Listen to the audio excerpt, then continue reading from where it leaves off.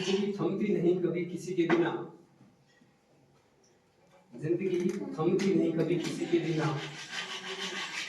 लेकिन अब गुजरती भी नहीं अपनों के बिना।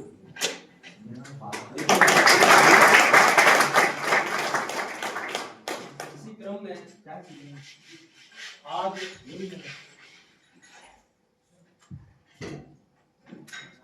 विदाई समारोह में आप उपस्थित हुए। इसी साहब ने समय दिया और मेरे मित्रगण परिवारजन मेरे विदाई आयोजन समारोह में सम्मिलित हुए। मैं सभी का आभार प्रकट करता हूँ।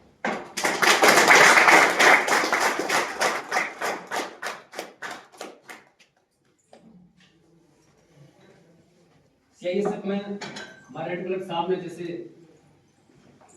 मेरी सेवा के बारे में विवरण मोटा मोटा दिया, हम भी कुछ एक बातें छोटी मोटी बातें आपको बताना चाहेंगे। शुरुआत हमारी 86 में हुई थी, जनवरी में।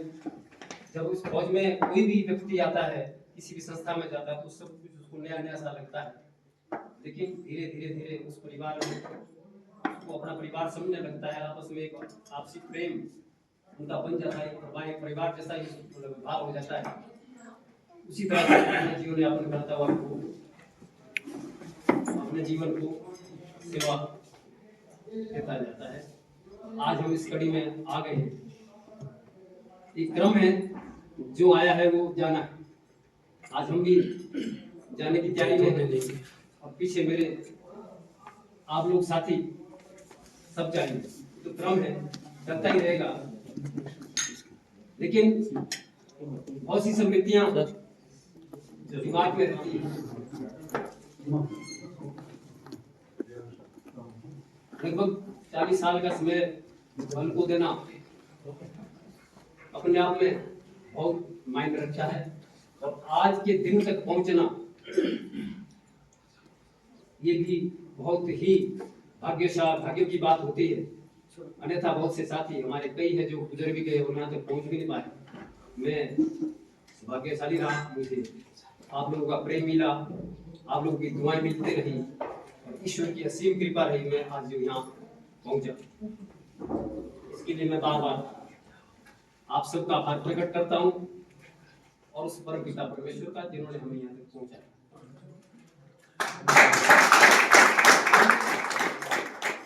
इस सेवा भी थोड़ा सा बहुत जरूरी है कि इस फौज के विषय में, इस फौज को हम अब पहले भी परिवार ही मानते थे जब तक इसमें थे। आज सेवानिवृत्ति पे आने पर आगे भी परिवार ही मानेंगे। जहाँ पे इतना फुट निकाले, घर में तो 20 वर्ष निकाले थे, आज यहाँ 40। आज बिल्कुल जा रहे थे, मुंह में दांत नहीं तो पेट में हाथ नहीं, सिर में बाल नहीं तो मुंह में गाल नहीं। अर्थात फौज में सब कुछ किया, मेहनत की, आदेश मिले सीनियर अधिकारियों के, उसका पालन करते रहे और जितना भी हो सका अच्छा ही करने का कोशिश किया और उसका फल भी हमें अवश्य मिला। लेकिन थोड़ा सा एक बड़ा खेद हमें रहा, मलाल रहा कि हमारी जो पदोन्नति थी हमें समय पर नहीं मिली। हमारे बहुत से साथी चले गए। हमारे जोगिंदर पाल साहब साहिब जैसे सामने बैठे हैं और मिस्टर ML वर्मा साहिब वो भी थोड़े से विलम्ब से आए हैं। वो भी हमारे बैचमेट ये उत्पन्न खेत से आए हैं।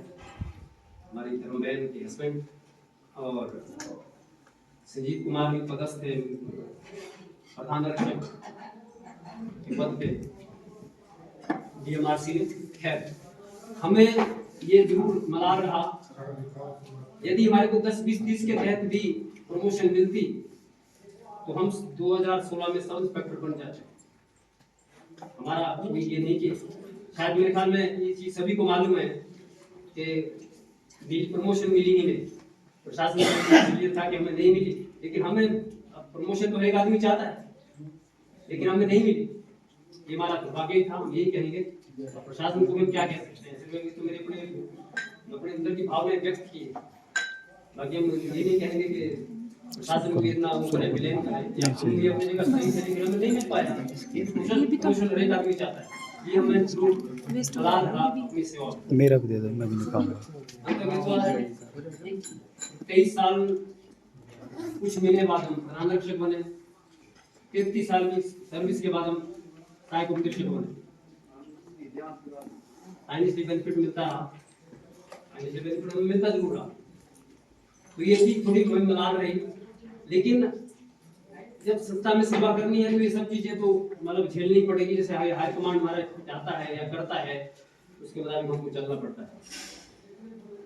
केवल कुछ एक बात मैं और बताना चाह रहा था कि इस वन में जो है हमने इतनी सेवा दी, मेरी अपनी सोच कुछ अपनी सोच के मुताबिक मैं कुछ बात कहूंगा या अपने अनुभव के आधार पे कहूंगा।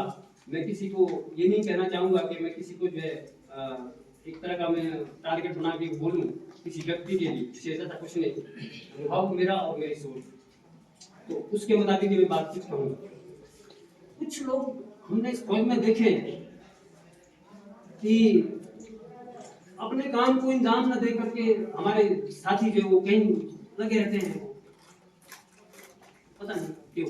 अपना ड्यूटी करो, परमात्मा ने हमारे को नौकरी दी है, बढ़िया से नौकरी करो और अच्छी फौज पहले खड़ा रहता है, नियम कानून बने उसके तहत चलते रहो। लेकिन उनको तभी मजा आता है जब कोई ना कोई जो है वो